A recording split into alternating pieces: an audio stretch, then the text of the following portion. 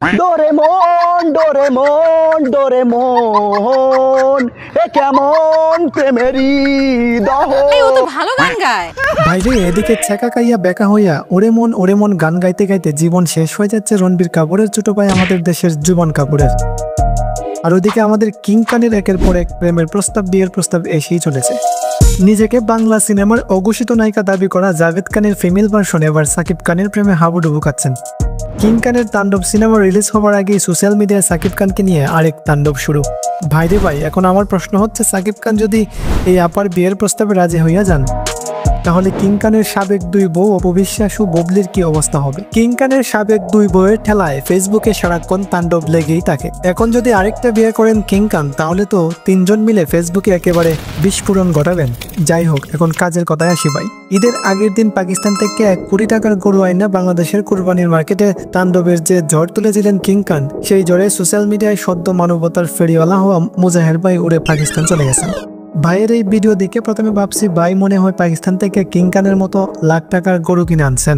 পরে ভিডিওর ভিতরে ঢুকে দেখি এই বিষয়ে কিছুই নাই। ভাইয়ের কথা শুনে পরে বুঝতে পারি ভাই আসলে পাকিস্তান গরু কেনার জন্য যাননি, তিনি পাকিস্তান গিয়েছেন গরুর রিভিউ করার জন্য।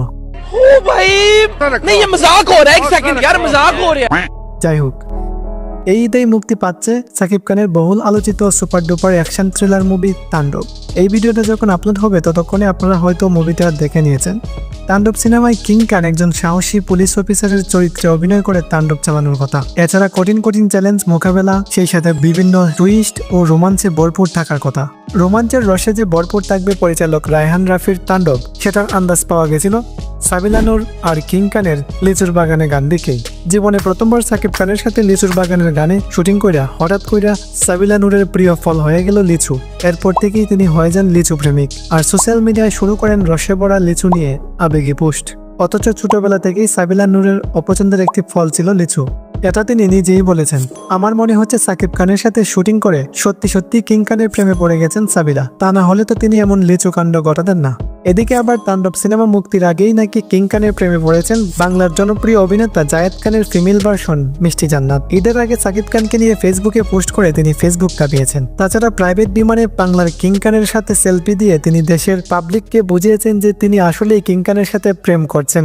ওইসব জানার পর একটাই চিন্তা মাথায় আসছিল, আগের দুই বউয়ের ফেসবুক তাণ্ডবে জীবন বরবাদ হয়ে গেছে কিং খানের। এদিকে আবার যদি নতুন করে দুইটাকে বিয়ে করেন, তাহলে কি তাণ্ডবটাই না শুরু হবে কিং খানের লাইফে?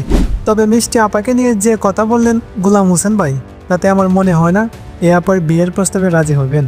কয়েকদিন ধরে ফেসবুকে জামাই নিয়ে তাণ্ডব চালাচ্ছিল শাকিব খানের সাবেক দুই স্ত্রী, আর এই সুযোগে বাংলার কিং খানকে নিয়ে উড়াল দিল জায়েদ খানের ফিমেল ভার্সন মিষ্টি জান্নাত, যাকে দুবাই শেখরা নিয়ে গিয়ে উঠে দুধ খাওয়ায় ও আইফোন গিফট করে। এইসব